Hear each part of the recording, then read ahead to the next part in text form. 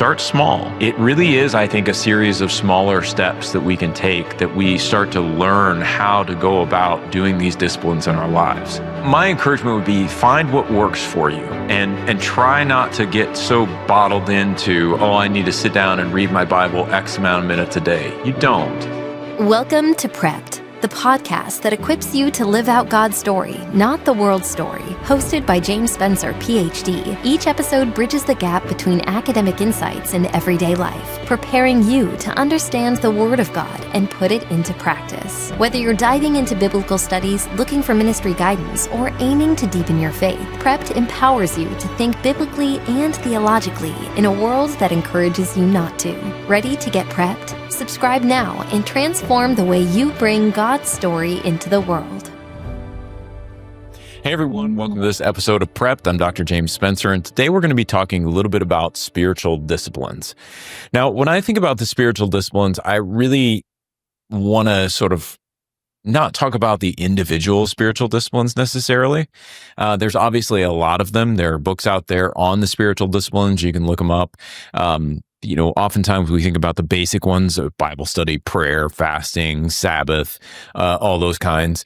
There's also different ones like solitude, journaling has been put forward as a spiritual discipline. There's a number of different ones that you can look up. I think what I want to focus on in this episode, though, is why are we practicing the spiritual disciplines? What do they actually do? How should we approach them? What's our real framework for understanding what it is that we're doing when we practice the spiritual disciplines? And so in order to do that, I want to talk a little bit about Matthew 6. Matthew 6 is probably one of those passages I go to an awful lot because I just really love the picture of Jesus working with his disciples. And he seems like he's walking about with them. And he's looking out and he's seeing how these different people are practicing different disciplines.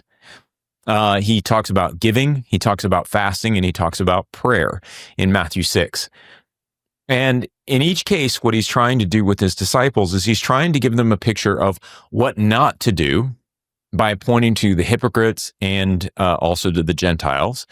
But then he's also trying to help them understand what to do. And I just think it's a great reminder for us that these practices can be distorted.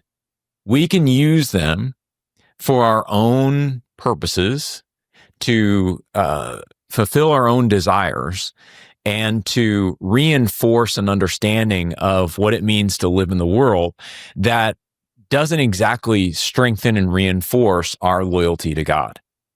And so in Matthew 6, as we're looking at something like, let's say, giving, he points to the hypocrites and it says that they give in order to be seen by other people giving. In other words, for some reason, whatever that reason might be, and we can envision a number of different reasons, they're giving in order to enhance their reputation within the community. Their generosity is designed to accrue back to them some level of social standing that was essentially worth what they were giving. It's almost transactional. As they're giving their money away, or giving whatever it is that they're giving away, as they're practicing generosity, they are paying for the increase in reputation that they're going to get from being generous. They're paying for the perception of spiritual maturity and of authority that this gives them. And they're willing to pay this price because what they're getting back is valuable to them. And Jesus talks about them receiving their reward. They've already received their reward for this generosity. And he encouraged his disciples to, give without the left hand knowing what the right hand is doing. Now, I don't think what he's saying to the disciples is, hey, if anybody ever finds out you're giving, you're disqualified from getting anything from your Father in heaven. I don't think that's what this means. I think what Jesus is doing is he's trying to exaggerate the lengths to which disciples should go in order to make sure that they are not giving in order to impress the people around them. I think the whole idea here is that these other folks, the hypocrites, are using generosity to enhance their standing in the community. And so this discipline, we could call it, of giving, right? This spiritual discipline of giving is actually oriented to the world rather than oriented to God. There's an assumption that they understand how the world actually works. And so, if the culture thinks that generosity is a valuable thing, why wouldn't I be generous?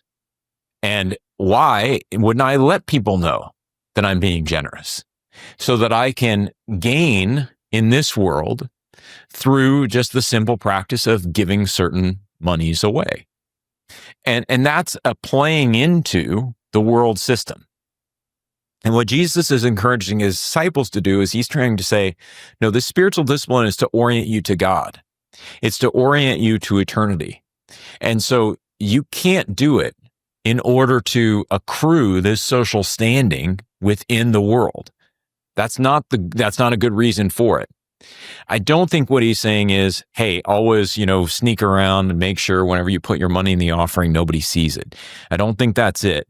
But I do think that he doesn't want them going up and going, okay, here's my, 6 denarii that I'm going to put in the bucket, everybody. 6 denarii.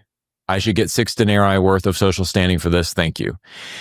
That's what he doesn't want them doing that either. And so as he looks at the hypocrites and critiques that practice, then he's telling the disciples, look, you need to do this in a way that is unto the Lord. It needs to be something that's done so that you're not benefiting here for doing it, and your benefit will be in heaven. He does something very similar with prayer and ultimately with fasting with regard to the hypocrites.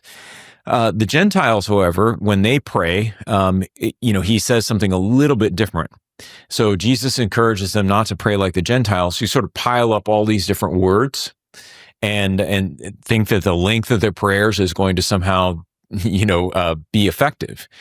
I think part of what he's dealing with there is he's recognizing that the Gentiles don't really know who their gods are. And because they don't really understand who their gods are, their gods haven't given them a word to explain who they are to them. Many times we talk about capriciousness. It's particularly within the ancient Near Eastern god set, but also I would say in the Greco-Roman pantheon. What you have are essentially not gods. You have human constructions of divine beings, and you have humans trying to guess what it is that the gods want. And so in one instance, you might come in and offer a sacrifice and something good happens to you. And you say, well, that's fantastic. Maybe I'll do that again. And the next time you do it, that sacrifice doesn't seem to work. Something bad happens to you. And so you say, well, what does the God want exactly? And so maybe next time what you do is you say, well, I'm going to give this sacrifice because it worked the first time, but I'm also going to offer up these prayers. And then maybe something good will happen. And eventually you start just piling up practices. And in this case, in the prayers, you end up piling up words because you're not exactly sure what the gods want to hear. And you're not exactly sure what it is that they know. And so Jesus is encouraging his disciples not to do that. And part of the reason he's discouraging them not to do that is because he wants to make sure that they proceed with prayer knowing that God knows what they need, that their Father in heaven knows what they need. And so there's no reason for them to continue just pile up all these words in prayer as if God doesn't already know. So the practice of prayer then is conditioned on, number one, the disciples' knowledge of God, namely that God knows what they need and is capable of providing it.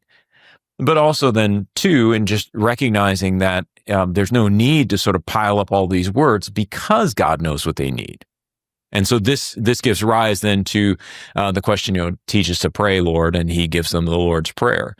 And I think that both of these instances where Jesus is critiquing the hypocrites and then critiquing the Gentiles, what we find is two things. Number one, there is this sort of playing into the human world and the human system. And I think that's a really crucial aspect when we understand how we're not supposed to practice these disciplines. we're not practicing these disciplines for our benefit. There's a sense in which, the spiritual disciplines are somewhat problematic because they work. For instance, there was a book written, I think maybe 12, 15 years ago now. It's been a long time since I've read it, but I believe it was called Margins. And it was a sort of a secular account of Sabbath. Now, the author was arguing that that setting margins, taking breaks, making sure that you had time in your life to just reflect and rest was really crucial. A lot of times we hear about Sabbath, that Sabbath is necessary because our bodies need rest. Well, none of that's untrue, right? Sabbath works. It does give us a break. It having time in our days where we can reflect on things isn't a bad thing. It works. But that's not what really Sabbath is.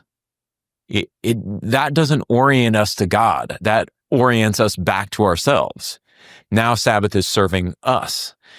And I think that even though, man was not made for the Sabbath, but Sabbath made for man, Sabbath is still not supposed to serve us in that perspective. And so what I would say is that the spiritual disciplines, as they orient us back toward the worldly system that we've been taken out of by faith in Christ, that we sort of exist in this moment where we understand what's coming. We understand that God is going to make a new heavens and a new earth, that these spiritual disciplines should be orienting us toward that as opposed to orienting us toward the benefits that we may accrue right now. It isn't that I think that, if we practice Sabbath in a way that is oriented toward eternity, that we're not also going to accrue the benefits of Sabbath in general. What I am suggesting is that we should not be practicing the spiritual disciplines simply to cope with our anxieties or to make our lives, quote unquote, better. That's, I think, the wrong framing for the spiritual disciplines. At least the wrong big framing for the spiritual disciplines. I think it could be part of what we do. It can be part of the benefit we receive. But I think if that's the benefit we are seeking, we're probably practicing the spiritual disciplines in a way that needs to be a bit reformed. And so, what do I think? Well, that's part one. Part two is, in this passage where we're looking at what Jesus is teaching us as his disciples, we just need to recognize how easy it can be for us to distort these practices. There is a way for us to practice these in a wrong way. And so we need to attend and make sure that we're understanding that these practices are being used in a way that is in line with the knowledge that we have of the Lord already. So how do I think about the spiritual disciplines? What do I think they do? I alluded to this in a previous episode, but when I think about the spiritual disciplines, the framework that I generally approach them with is this. The spiritual disciplines are there to help us become more and more aware of God's presence in our lives. They're training us to reorient our attention, which is something I'll address in a later podcast. They're training us to reorder our loves. They're training us to respond to God. All those three topics I'll address in a few later podcasts here. But that's what they're training us to do. I'll give this example. When I was younger, I used to have a heavy bag, and I'd go in, I'd hit that heavy bag. And one time I was working out at a boxing gym, and I was hitting the heavy bag, and somebody asked me if I wanted to spar. It's the only time I've really sparred in my life. I just said yes. I'm like, I might as well try it. So I put on the headgear, I put the mouthpiece in, I've got the gloves, and I hop in the ring. And, when you're hitting a heavy bag, there's a fairly consistent swing to that heavy bag. When you hit it, which way it's going to swing and which way it's going to swing back. You have a general sense of the speed it's going to come back at you. And so, you can get in a pretty consistent rhythm, and the bag's not really trying to hit you back. So, you're just getting a decent enough workout, and you're getting to punch something. And I always thought working out a heavy bag was fun.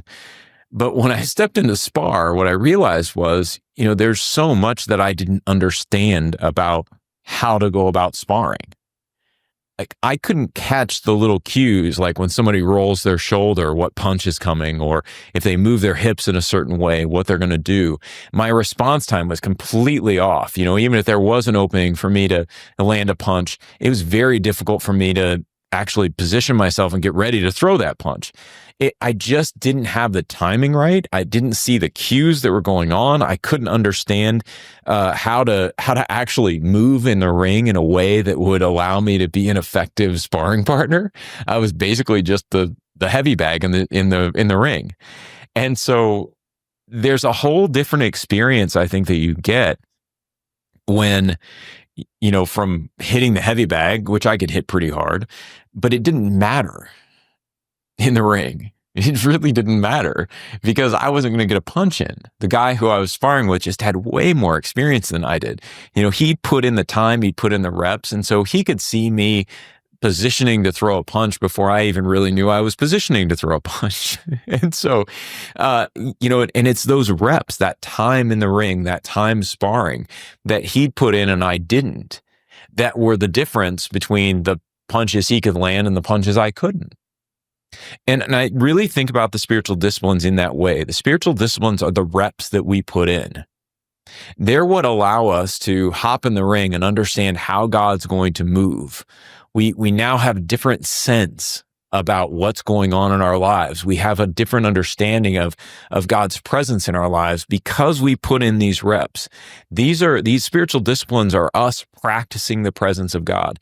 When we hear that phrase, what it's really saying is we're practicing recognizing how God moves in our lives, what God is doing in any given moment within our lives. That's what we're doing when we are practicing the spiritual disciplines. So when we sit down to read our Bibles, for instance, like I do a lot of Bible reading, study, reflection, prayer. And in part, that's because I'm writing a couple articles for Christianity.com a month. I write articles for usefultogod.com. They're posted there. I'm pretty consistently working on one book or another. And even if I'm not going to publish something, it has always been helpful to me to write things down. So whether I'm typing that into the computer or writing it into a journal, I tend to think by writing. And so getting things out of my head, down onto paper, whether I ever end up publishing them or not, doesn't really matter. It's just my way of thinking through all these different things. And so I have a pretty effective discipline of reading and studying and writing and praying and reflecting through those things. That has really helped me, I think, understand God and theology more deeply. It's given me touch points to understand how to respond in any given moment. It's certainly helped me develop a framework and an understanding for how I think I need to attend to God and to really understand how to live under the authority of Christ. I don't do that perfectly, but I do think that practice has really helped me in a lot of ways. I would say also, I don't take a lot of Sabbath time, but I could see that there have been times in my life where I've needed to take more time in Sabbath. And, as I sort of look across my life, I would argue that, a lot of the things that I've messed up on have been because I wasn't attending closely enough to the presence of God and I was leaning far too much on my own understanding. So in other words, we could think of it as the way that I learned to interact in the world wasn't informed by the spiritual disciplines. And so I wasn't really fueled by those disciplines. I wasn't shaped by those disciplines. I was just doing what I thought I could do in the moment. And that's kind of an exhausting activity. But as I started adding these different disciplines into my life, and at various times and in various ways, I think what I've come to realize is that I can be calmer, I can be more rested, I can have less anxiety, and those are all good things. But at the end of the day, those are sort of side effects. They're not the aim. I think what I've learned the aim really needs to be is it really needs to be, how do I attend to God's presence in the moment? How do I respond faithfully to Him? How do I demonstrate my unqualified loyalty to the Lord in any given situation? And what does it really mean for me to follow Him, obey Him, even when obedience doesn't make sense? And I think those are all themes that I'm going to return to in the next several podcasts. But as we think about spiritual disciplines, my encouragement to you all would be that as you're figuring out what spiritual discipline you are going to sort of implement, whether that's, prayer, Bible reading, Sabbath, solitude, fasting, any whatever spiritual discipline you're thinking of implementing, my encouragement would be that you just frame it in that way, that you understand that what you're doing is you're trying to orient yourself to God. You're trying to develop a different sort of posture that allows you to see how God is moving, see where God is moving, and see what God is doing in your life. And these spiritual disciplines are the reps that we put in, right, so that we can begin to understand and see how God is moving in our lives. It's a way for us to reorient away from the world, away from our own competency set, away from our own strengths, and toward a position where we are dependent on the Lord, not independent of Him. And so that's how I think the spiritual disciplines really function. Now, let me just make a couple comments on how I think we can build spiritual disciplines in our lives. I have found that there's a way of really overcomplicating this. My background is in personal training. I was a personal trainer for a number of different years, and probably 5 years, I think, while I was going through my MDiv. And I continue to work out on my own. And one of the things I've learned lately is that if you want to build strength, you don't actually need a lot of volume. I've been, building strength in various lifts for the last, several months. And I'm only doing, let's say 5 reps per workout, really heavy reps. I do 3 sets between 1 and 3 reps. And that's really helped me build strength on various lifts, on bench press, on deadlift, on squats, you name it. My point is that it doesn't take a lot. It takes very few sets in any given week for you to build strength on these various lifts. And that's been encouraging for me. I'm getting older. My joints don't take a beating the way they used to. And honestly, I just have other responsibilities and things. And so it's kind of nice to be in and out of the gym relatively quickly and still know that I'm doing something that's good for my body, that's going to progress me towards some goals that I have. That's really helpful. The analogy, I think, applies to what we do in spiritual disciplines. Now, ultimately, I'm not arguing that there's a sort of a minimum dose spiritual discipline that we can get by with. That's not what I want to suggest. But what I do find is that whenever people try to set a goal to do something, they often overshoot what they can actually accomplish in the beginning. And so if you were to sit down and say, I'm going to devote an hour and a half a day to Bible study and prayer, maybe you should start with something smaller. If you're going from 0 to an hour and a half, I can almost guarantee that's going to be really difficult for you to do. My counsel would be go from 0 to 20 minutes, something smaller. And maybe then do, sort of a different practice where I used to do this when I was a personal trainer. I'd write down a verse, whatever verse I happen to have that I happen to be studying that day. I'd write it down on a note card and I'd just keep it in my pocket so that anytime during my personal training sessions, I could just pull it out real quick, read the verse again, refresh my memory. And it was sort of a constant reminder in my pocket that this was what I was thinking about today. This was God's word that was speaking to me in the moment. This is what I was trying to understand. It was a really helpful practice. And it's also very simple. And so if you can figure out ways to do that, that would be my encouragement. Start small. It really is, I think, a series of smaller steps that we can take, that we start to learn how to go about doing these disciplines in our lives. And so whatever it is that you need to do in order to get started that really is helpful to you. For instance, when I was, starting to develop the discipline of prayer, I've never been a particularly good prayer. I mean, there's some of those Christians who are just really good at praying. It feels very natural to them. It was never natural to me. And so what I ended up doing was just sort of leaning into my strengths and saying, well, I like to write. And so why don't I write down my prayers, and then when I go back to pray, I'll read through prayers that I've already written. Now, I ultimately added things to those, and it wasn't, sort of a rote exercise, but it did help give me a little bit of structure. What I found when I prayed, I tend to sort of veer off in a number of different directions, and having something written down, that structure just helped me focus on what I was doing. It helped me have a more coherent conversation with God than sort of just letting my mind wander all over the place, where I ended up doing more thinking than praying. So my encouragement would be find what works for you, and try not to get so bottled into, I need to sit down and read my Bible X amount of minutes a day. You don't. Ultimately, I think you can develop that, and wherever that takes you, that's fantastic. But I would tell you, let's say worship is a spiritual discipline. I've built up, I think, a much stronger sense of enjoying worship when I go to church and worship in singing. I think, I've gotten better at that over the years, but I still don't enjoy that in the way that many people do. They could go to a full worship service where all it is singing, and that wouldn't bother them.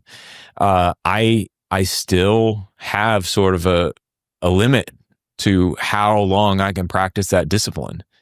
And, I realize that's something I should work on. But my point here is that not all of us are going to be built for these disciplines. That doesn't mean we shouldn't ever practice them. It means that we need to understand those limits and then start figuring out ways to sort of bridge past those. And it just doesn't take much. So start small. Really be cognizant about where you're having, hitch points, right? Where your disciplines start to go off the road. And then think of some easy ways for you to, keep these things in front of you throughout the day. Because really what you're trying to do is you're trying to build up a sense of God's presence in your life. And doing that doesn't come with a recipe. You just have to figure out how to do that on your own. And hopefully some of these stories and tips that I've given you will help you understand maybe how to do that. So that's sort of my brief take on spiritual disciplines. I'd encourage you to go and check out, different books and things on spiritual disciplines. I've got some writings on prayer that you could check out. And obviously, I do an awful lot on Bible reading and interpretation, so you can find some of that at usefultogod.com. But I would encourage you, there's a great deal of literature out there on spiritual disciplines, even just online. And if you want to check into very specific spiritual disciplines, I think it's good to understand the range of disciplines that are out there. So I just encourage you to think through how you want to build the disciplines into your life. And remember that these disciplines can be distorted. So keep that aim in mind, that you are trying to cultivate a presence of God in your life as you're doing these disciplines. Hey, thanks for joining me on this episode of Prepped. If this episode encouraged you, share it with someone else, leave a review, hopefully positive, on Apple Podcasts, Spotify, or wherever you listen to these kind of things. Check out our YouTube channel, subscribe there, subscribe to the podcast. It really does help us out. And I will see you in our next episode, where we're going to be talking a little bit about the myth of balance and the myth of prioritization. And that's going to set us up then to talk about reordering our loves, reorienting our attention, and responding to God in every situation. So until we meet again, take care, start thinking about how you want to practice the spiritual disciplines, and I'll see you back on the next episode of Prepped. Thanks for tuning in to Prepped. If today's episode helped you view the world through a God-centered lens, be sure to hit subscribe so you're always prepared for what comes next. Don't forget to rate and review us on your preferred podcast platform. Your feedback helps us reach more believers eager to live out God's story. Share this episode with a friend, family member, or loved one, and together, let's keep challenging the world's narratives. Until next time, stay grounded, stay inspired, and continue living out God's plan. See you soon on our next episode of Prepped.